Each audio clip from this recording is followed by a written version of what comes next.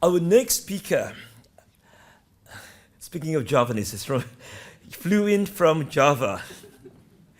Mr. Fadil Rahman, the author of 3 wonderful books. The recent one is Rasa Tanah Air. First was on Ristafel, if you love Ristafel. And the second book, Jejak Rasa Nusantara. So, Mr. Fadil Rahman is the go-to person to ask, to know, and to learn about Indonesian food history. So I shall welcome, let's welcome Mr. Fadil Rahman. Thank you.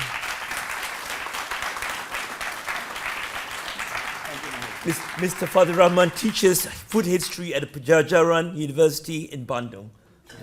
Thank you. Hello, good morning, ladies and gentlemen.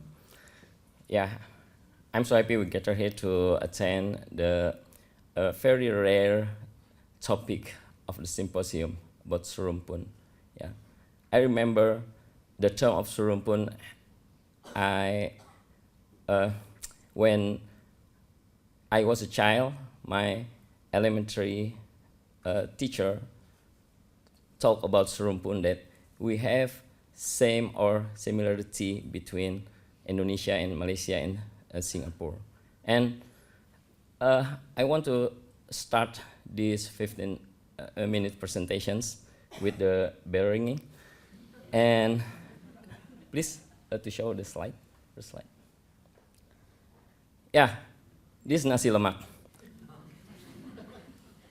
The 2008 of the national stamps in Indonesia. And I've been showing this to my students, and what their response to this national stamp. They rejected, this is not from Indonesia, this is not from Malaysia. You know, for almost 20 years, Indonesia and also in Malaysia, Singapore is not concerned about the claiming. Because when my student rejected this nasi lemak from Indonesia, because this from Malaysia.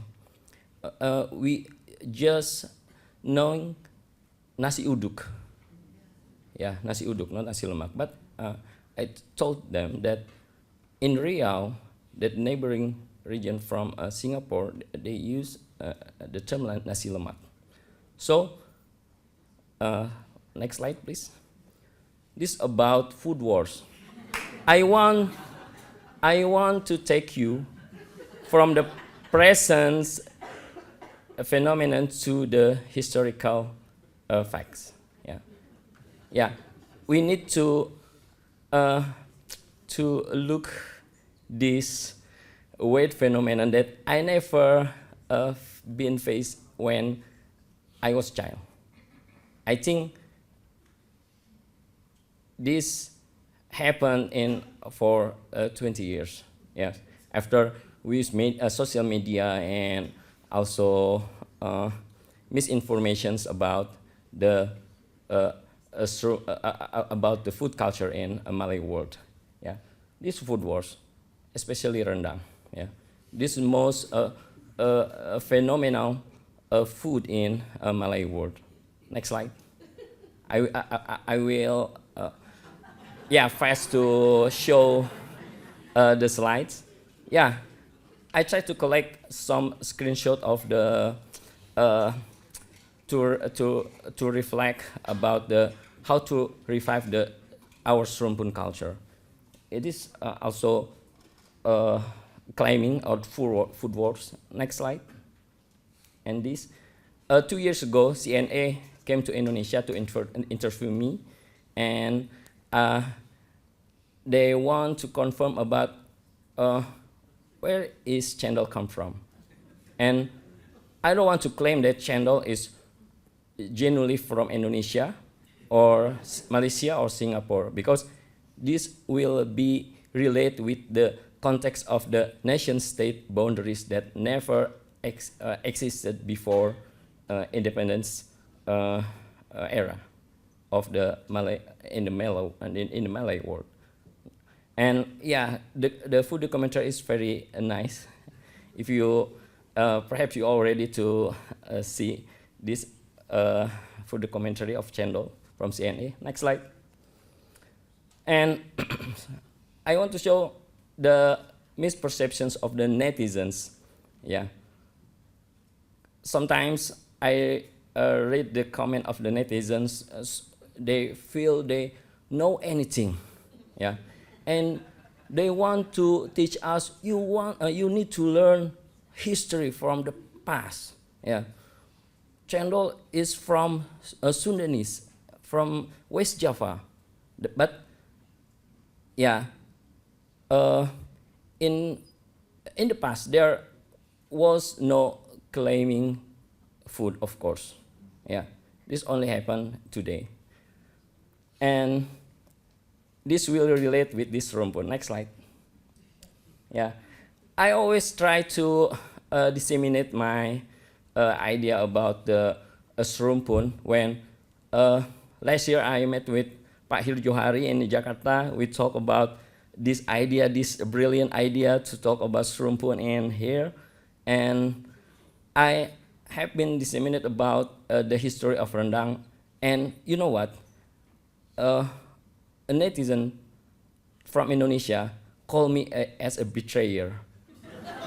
Yeah, because in my academic journal and also in my publication, I never claim about rendang is from Indonesia.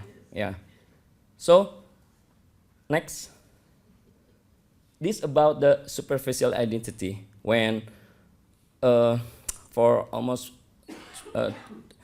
20 years, every nations want to register their food to the UNESCO, and of course, one of them is rendang. Yeah, and social media is also influence us. Yeah, to try to claim the food as their national food. Yeah, next slide. So this relates with the term of Serumpun. There was the beautiful Malay proverbs that try to remind us about the cognitions or the concept of Serumpun. Seikat bagai siri, serumpun bagai serai. Yeah, we need to remember this because this plant, yeah, especially lemongrass that shown by Pak Hir, this a beautiful plant that represents our Serumpun spirit. Next. Yeah, in Sundanese, I'm a Sundanese from West Java. Lemongrass is a symbolization of the strengthening social relationships. Yeah, so this relates with this Serumpun, of course. Next. But the Serumpun is not a cultural, not a cultural reality, but also the political reality, because the awareness of the Serumpun has started since Tunku Abdul Rahman from Malaysia has the idea to make the Serumpun culture to rise again after the confrontation between Indonesia and Malaysia. So this is very political reasons. Yeah, and next slide. I try to divide the historical layers, pre-colonial and colonial to post-colonial era. Yeah, in colonial to post-colonial, we have changed, and in the post-colonial era, in the Malay world, there was a rise new nations. Yeah, and the bell ringing. I will flash the I will show some flash slides. Next. This is the map of Malay archipelago from Alfredo Sowelles. So these the boundaries of the Malay world. Next. Yeah, this is 16th century. The maps of the Strait Malacca during the Portuguese rule. Yeah, we can see the role of Strait Malacca. How? Yeah, we can see in the next slide. Yeah, these four river routes cross people from Sumatra to Strait Malacca and vice versa. Yeah, this the trader brought the not only commodities but also spices and also food culture from Sumatra to Malaysia or vice versa. Next. This formation of Serumpun culture, yeah, you can see, and the compositions of the foreign culture from China, India, Middle East, European, and Malay. Next. And I want to show you the typical food ingredients that form the similarities in Malay culinary traditions. Rice, coconut, chili, spices, seafoods. Yeah, next. Soy products, tamarind and lime, palm sugar, peanuts, banana leaf. We have this in Malaysia, in Singapore, and also in Indonesia. So this form the similarity of our cuisine culture. Next. This very flash, I will show this the stuff, the common stuff in Malay world, belacan, in crab food in Indian archipelago, and also Scott. We can find this term. And next slide, please. And in William Dampier's book, he mentioned also the belacan. Next. This belacan, you can see the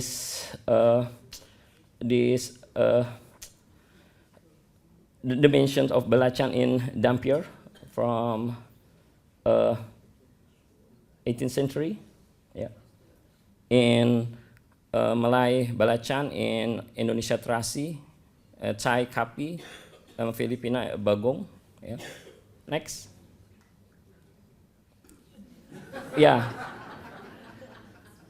We can also find the smelly food in Hikayat Pelajaran Abdullah. Yeah.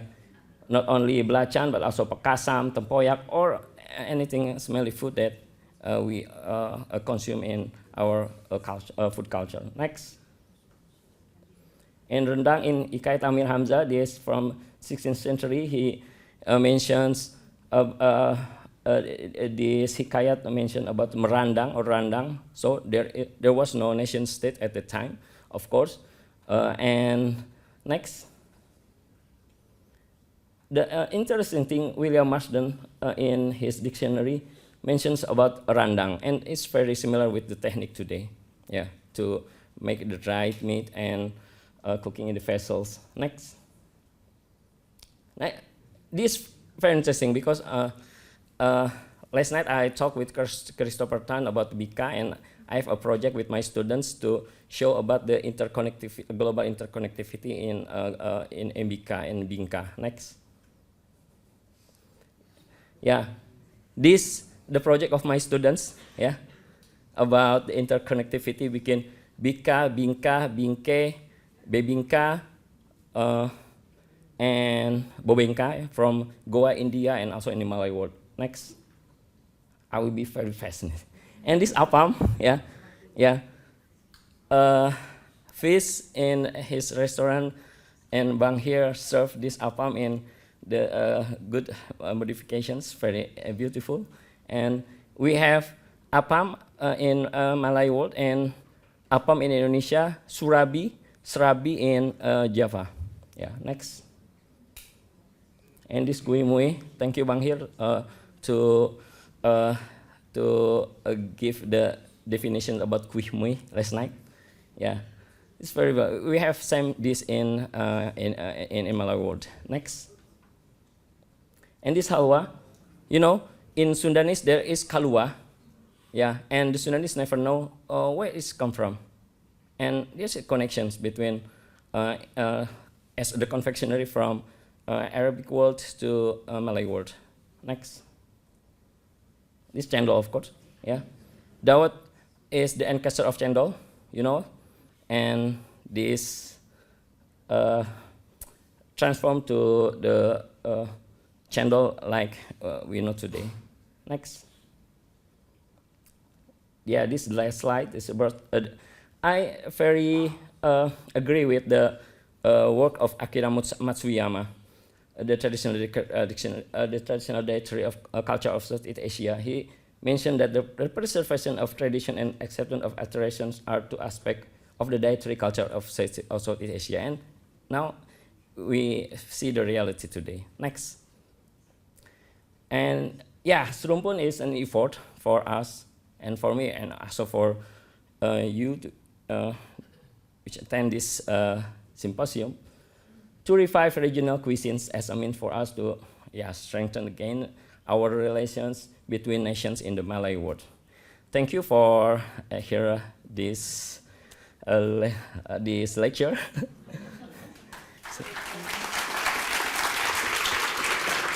Thank you again.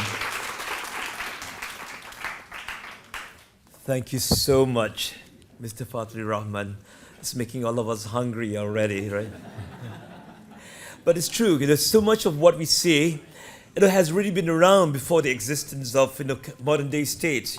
So yes, food, transcends, geopolitical boundaries. And love to see the rendang and kueh, just as a teaser. We will be serving rendang for lunch. Okay. And there will be kueh as well for tea time. Yeah.